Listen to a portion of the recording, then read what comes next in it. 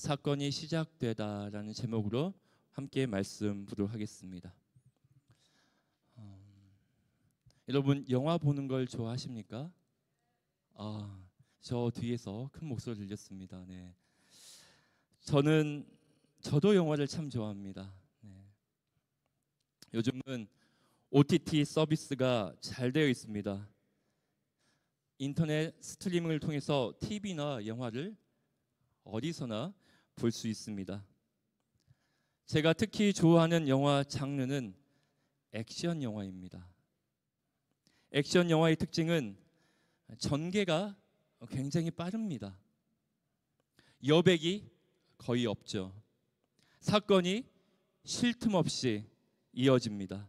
그러다 보니까 지루할 틈이 없습니다. 또한 갈등, 위기가 끊임없이 찾아오다 보니까 그 긴장감이 계속 유지됩니다. 그리고 대사보다 행동이 많은 것도 특징입니다. 말보다는 싸움, 추격, 탈출 같은 행동이 줄거리를 이끌어갑니다. 그렇다 보니까 현장감이 넘치죠. 마치 우리가 그 자리에 있는 것처럼 깊이 몰입하게 만듭니다. 마가복음을 가만히 들여다보았습니다. 마가복음이 바로 그런 액션 영화와 같습니다. 마가복음에는 곧, 즉시라는 단어가 반복됩니다. 곧 예수님의 사역이 빠르고 힘있게 전개됩니다. 읽는 이로 하여금 지루하지 않게 합니다. 예수님의 행동과 능력이 긴박하게 펼쳐집니다. 마지막에는 십자가라는 결단의 장면으로 사람들의 시선을 사로잡습니다. 그래서 마가복음 읽다 보면은 우리가 하나님 나라의 그 긴박한 현장 속으로 초대받는 듯한 느낌을 받게 됩니다. 그동안 우리는 출애굽기 말씀을 통해 하나님이 어떠한 분이신지를 살펴보았습니다. 일을 행하시는 하나님, 충분하신 하나님, 우리의 노래가 되시는 하나님, 풍성함으로 인도하시는 하나님, 출애굽의 여정 가운데 함께 하시는 우리의 하나님, 그리고 성막 가운데 거하시는 하나님 등 이스라엘 백성의 삶 속에서 함께 하시는 하나님을 그동안 살펴보았습니다. 오늘부터는 복음서를 통해 하나님을 바라보겠습니다. 그 중에서도 마가복음은 사건이 연이어 터지는 긴박한 이야기 속에서 예수님이 어떠한 분이신지를 보여줍니다. 그리고 그 예수님을 따라가며 우리도 하나님을 더 가까이 경험하기를 소망합니다. 그렇다면 이제 오늘 본문 말씀을 깊이 이해하기 위해 먼저 마가복음의 특징과 전체적인 내용을 먼저 간단히 살펴보겠습니다.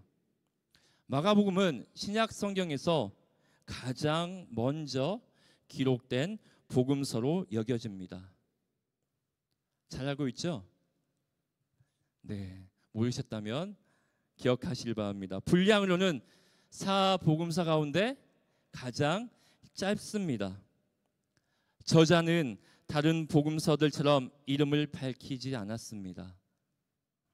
다만 초대교회 전승에 따르면 사도행전 12장 25절에 나오는 마가 요한으로 알려져 있습니다.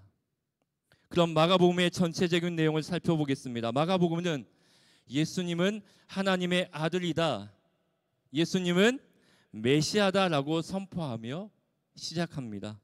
이후 예수님은 하나님 나라를 가르치셨습니다. 그리고 제자들을 한 명씩 부르시며 훈련시켰습니다. 그리고 8장 27절, 마가복음 8장 27절부터 마가복음의 시선은 골고다 언덕으로 향하고 있습니다. 예수님은 예루살렘으로 올라가 성전에서 가르치셨습니다. 그리고 마침내 십자가의 길을 걸어가셨습니다. 마가복음의 마지막은 예수님이 부활하셨다라는 선언으로 복음을 끝맺습니다.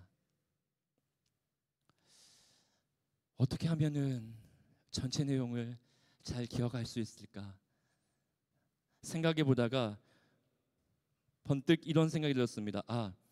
사람의 모습에 빗대어 생각해 보겠습니다.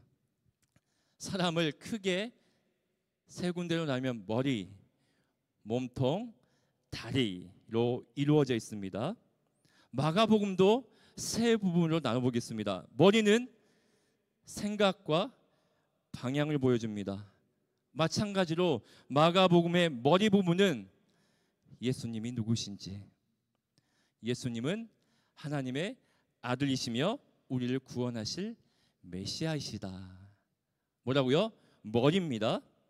몸통은 어떻습니까? 우리 사람을 움직이고 삶을 움직이고 유지하는 중심입니다.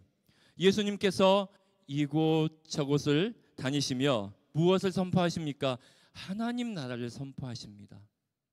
제자를 부르셔서 훈련하셨습니다. 또 귀신을 쫓아내시고 병든 자를 고치시고 권위 있는 모습으로 하나님 나라가 이미 임했음을 보여주고 있습니다. 몸통입니다. 마지막으로 다리는 사람을 목적지로 인도합니다. 마가복음의 마지막 부분은 예수님이 십자가의 길을 가시고 죽음을 이기시며 부활하신 사건을 기록합니다. 바로 이 다리를 통해 우리의 믿음의 목적지 곧 구원과 영원한 생명으로 나아가게 됩니다. 어떻게 마가복음 내용이 정리되십니까? 머리, 몸통, 다리. 혹시 저만 보면 그게 생각이 났으면 좋겠어요. 네. 머리, 몸통, 다리. 네. 그렇다면 오늘 본문 말씀을 살펴보겠습니다. 마가복음 어떻게 시작합니까? 머리입니다. 1장 1절은 이렇게 선언합니다. 하나님의 아들 예수 그리스도의 복음의 시작이라. 마가복음의 시작은 예수님이 누구신지를 드러내고 있습니다. 다른 복음서들과 출발점이 조금 다릅니다. 마가복음에는 예수님의 이 유아기, 어린 시절 이야기가 없습니다. 갑자기 세례 요한이 등장하고 곧바로 예수님이 등장하십니다. 반면 마태복음은 어떻습니까? 예수님의 족보를 시작합니다. 아브라함이 이삭을 낳고 이삭은 야곱을 낳고 야곱은 유다와 그의 형제들을 낳고 족보로 시작을 하죠. 그리고 예수님의 사역이 본격적으로 시작되기까지 무려 마태복음 4장에 걸쳐서 여유롭게 진행합니다. 천천히 가죠. 하지만 마가복음은 첫 장이 끝나기도 전에 예수님의 탄생, 세례, 시험, 그리고 제자들의 부르심까지 단숨에 전개합니다. 왜 이렇게 빨리 진행할까요? 이유가 있지 않을까요? 곰곰이 생각해 보았습니다. 마가는 초반부터 독자들에게 강렬한 인상을 남기려고 그러지 않았을까 생각이 들었습니다. 마치 액션 영화가 시작부터 긴장감을 끌어올리는 것처럼 그러지 않았을까 생각이 들었습니다. 그 강렬한 인상의 중심에는 누가 계십니까? 바로 예수 그리스도, 그리고 예수 그리스도의 정체성이 있습니다. 마가는 구약의 선지자의 말씀을 통하여서 예수님이 누구신지, 예수님이 하신 일이 어떤 의미가 있는지, 그리고 세례 요한의 역할은 무엇인지 처음부터 분명하게 말씀하고 있습니다. 오늘 본문 2절, 3절 말씀입니다. 눈으로 읽어보시고 제가 여러분의 이해를 돕기 위해 세번역 성경으로 다시 읽어보겠습니다. 2절 말씀입니다. 예언자 이사야의 글에 기록하기를 보아라, 내가 내 심부름꾼을 너보다 앞서 보낸다. 그가 내 길을 닦을 것이다. 광야에서 외치는 이의 소리가 있다. 너희는 주님의 길을 예비하고 그의 길을 곧게 하여라. 아멘. 이 말씀은 말라기 3장 1절, 출애굽기 23장 20절, 그리고 이사야 40장 3절을 한데 모아놓은 것입니다. 이 말씀의 핵심은 무엇입니까? 우리가 너무 오래 기다렸지 않느냐. 그 오랜 기다림 끝에 드디어 하나님께서 약속하신 날이 다가오고 있다라고 말씀을 하는 겁니다. 바로 여기서 중요한 것이 있습니다.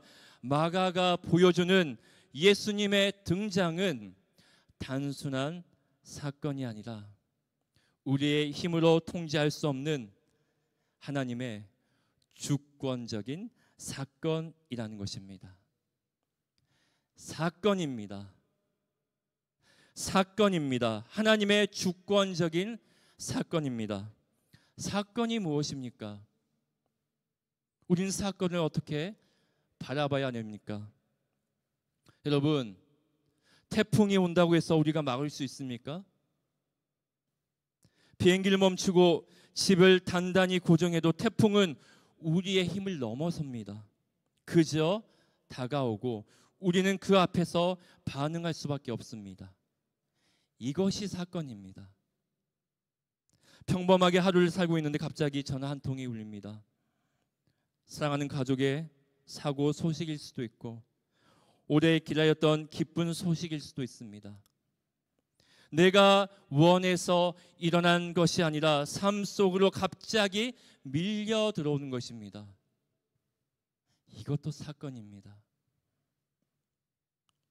코로나19 팬데믹을 우리는 잘 알고 있습니다. 누구도 원하지 않았습니다. 누구도 계획하지 않았습니다. 순식간에 전 세계가 바뀌었습니다. 내가 선택하지 않았지만 모든 사람이 반응할 수밖에 없었습니다. 이것이 사건입니다. 사건이란 내가 조종할 수 없는 것입니다. 사건이란 내가 계획하거나 피할 수 없는 것이 갑자기 삶 속으로 들어오는 것입니다. 마가복음이 전하는 예수 그리스도의 복음이 그런 사건입니다. 사람들이 원했기 때문이 아니라 하나님께서 주권적으로 저들의 삶에, 우리의 삶에 찾아오신 사건입니다. 하나님의 아들 예수 그리스도의 복음은 단순한 소식이나 교리가 아닙니다.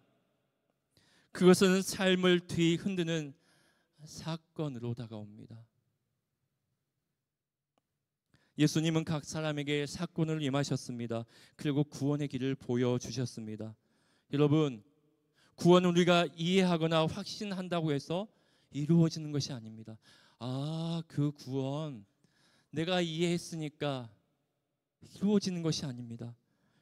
우리의 통제를 넘습니다. 우리의 이해를 넘어섭니다. 하나님께서 일방적으로 베풀어 주신 은혜가 바로 구원입니다.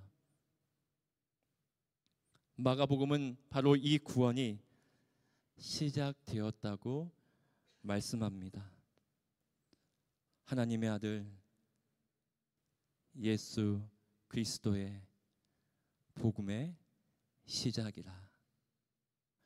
사건이 시작되었습니다. 하나님께서 능력으로 그 사건이 시작이 되었습니다. 그렇다면 우리는 왜 이 사건에 집중해야 합니까? 사건은 삶을 변화시키기 때문입니다.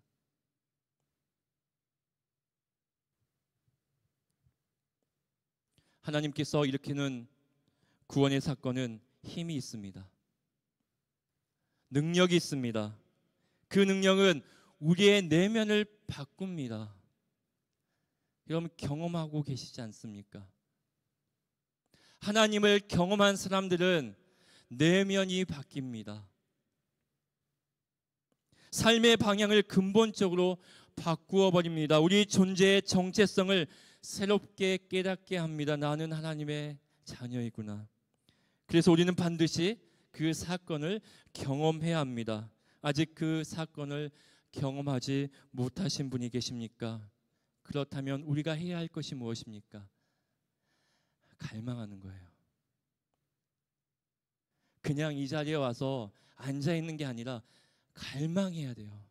하나님, 제가 지금 하나님을 경험하지 못했습니다. 하나님, 만나고 싶습니다. 하나님, 그 사건을 경험하고 싶습니다. 갈망해야 됩니다. 갈망할 때 하나님의 은혜가 실제로 우리 삶에 스며듭니다. 그것이 진정한 믿음의 삶입니다. 사건을 경험해야만 하나님의 은혜를 경험할 수가 있습니다. 사건을 경험해야만 삶을 하나님께 맡길 수 있습니다. 그렇다면 우리는 어떻게 그 사건을 경험할 수 있을까요? 어떻게 하면 그 사건을 경험할 수 있을까요? 구체적으로 성경은 그 길을 알려줍니다. 갈망함과 동시에 성경에는 분명하게 말씀하고 있습니다. 세례 요한이 외친 회개를 통해 구원의 사건이 우리의 삶에 들어오게 됩니다. 오늘 본문 4절 말씀입니다. 우리 다 같이 읽어볼까요? 4절 시작. 세례 요한이 광야에 이르러 죄사함을 받게 하는 회개의 세례를 전파하니. 아멘. 세례 요한이 외친 회개는 구원의 사건을 경험하기 위한 준비입니다. 회개를 통해 마음을 돌이키고 하나님께 열릴 때 하나님의 사건이 내 삶에 들어올 수 있습니다. 사건은 우리의 선택으로 일어나지 않습니다. 그러나 회개는 다릅니다. 회개는 우리가 하나님 앞에서 적극적으로 반응하는 것입니다. 회개는 곧 적극적인 돌이킴입니다. 그렇다면 돌이킬 수 있는 힘은 어디에서 나올까요? 회개할 수 있는 힘은 어디에서 나올까요? 하나님의 은혜가 분명히 필요하겠지만 조금 더 현실적으로 사람을 생각하면 돌이킬 수 있는 힘은 바로 자기 인식에서 옵니다. 자기의 인식의 본질은 이것입니다. 자기를 아는 거죠. 나는 죄인이다. 나는 하나님의 도움이 필요하다. 나는 죄인이고 나는 하나님의 도움이 필요한 존재, 자기 인식을 깨달을 때 비로소 우리는 돌이킬 수가 있습니다. 내가 어떤 상태인지 모른다면 결코 돌이킬 수가 없습니다. 여러분 자기 인식이 잘 되어 있습니까? 스스로에게 질문해 보시기 바랍니다. 나는 과연 죄인인가? 나는 과연 도움이 필요한 존재인가? 우리는 죄인입니다. 우리는 도움이 필요합니다. 구원의 사건 앞에서 우리는 철저히 하나님의 도우심을 필요한 자들이라는 거죠. 앞으로 마가복음을 통해 수많은 사건과 그 사건을 경험한 사람들을 보게 될 것입니다. 그리고 그 속에서 두 부류의 사람이 드러날 것입니다. 도움이 필요하다고 고백한 사람과 도움이 필요 없다고 여기는 사람입니다. 도움이 필요하다고 고백한 사람 누구입니까? 마가복음을 보니까 문둥병자, 중풍병자, 죽어가는 딸을 위해 간청한 야이로, 귀신 들린 딸을 위해 예수님께 나온 수로보니게 여인, 그리고 바디메오, 그는 소경이었습니다. 반대로 도움이 필요하지 않다고 여긴 사람 누구입니까? 서기관, 바리새인, 헤롯 당원, 사두개인, 제사장, 장로들이었습니다. 그들은 이스라엘을 돌보라고 위임받은 자들이었습니다. 하지만 스스로 충분하다고 여기며 하나님의 도움을 필요로 하지 않았습니다. 사랑하는 성도 여러분, 여러분은 어느 쪽에 속하십니까? 예수님 앞에서 저는 도움이 필요한 자입니다 라고 고백하는 사람입니까? 아니면 하나님 저 괜찮아요, 도움 필요 없습니다, 저 할 수 있어요 라고 말하는 사람입니까? 오늘 우리의 모습을 깊이 돌아보시길 바랍니다. 마지막으로, 그렇다면 자기 인식을 길러주는 중요한 습관이 있습니다. 아, 내가 정말 죄인이구나, 내가 정말 도움이 필요한 존재이구나 라는 자기 인식을 길러주는 중요한 습관, 무엇이 있을까요? 그 중요한 습관은 자기 성찰입니다. 즉 하루를 돌아보는 거죠.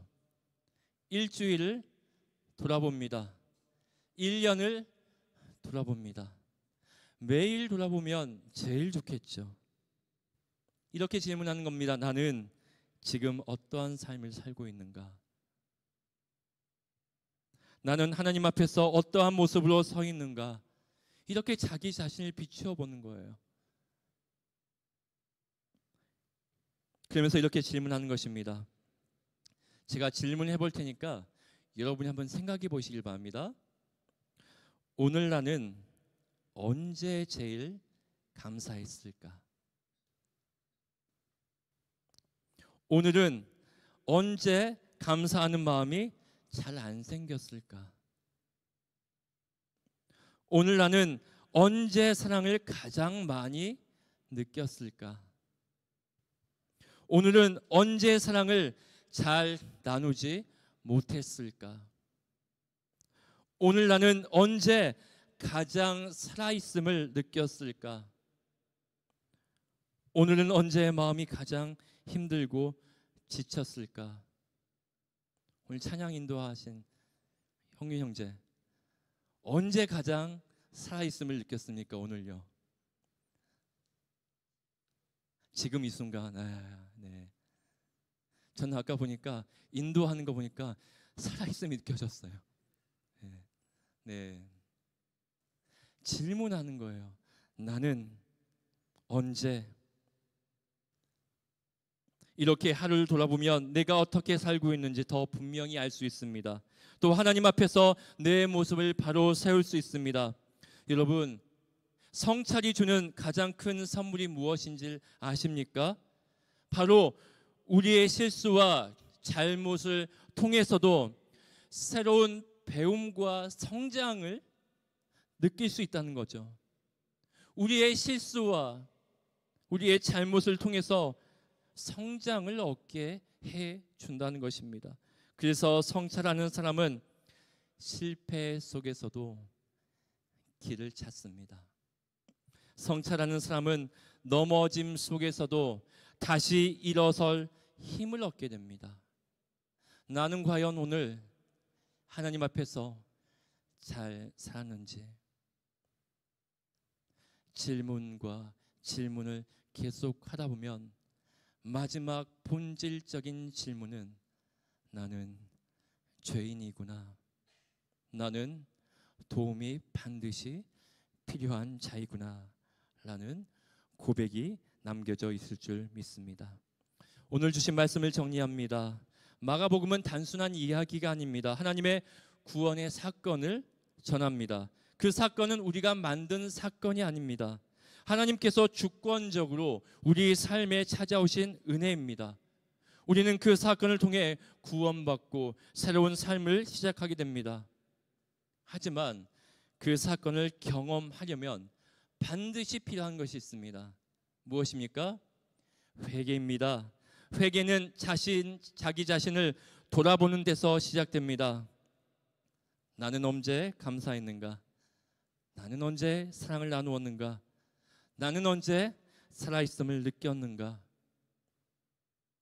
이 질문 속에서 우리의 참된 모습이 드러납니다. 성찰의 선물은 분명합니다. 실수는 배움이 되고 넘어짐은 다시 일어설 힘이 된다는 사실을 기억하길 소망합니다. 사랑하는 성도 여러분, 오늘도 하나님께서 우리 삶에 구원의 사건으로 찾아오신 줄 믿습니다. 그 사건 앞에 겸손히 주님 앞에 서기를 소망합니다. 그리고 하나님, 저는 죄인입니다. 하나님, 저는 하나님의 도움이 반드시 필요합니다. 고백하시는 우리 사랑하는 고흥서북교회 성도님들과 청년들 되기를 소망합니다. 이 시간 찬양하면서 하나님의 은혜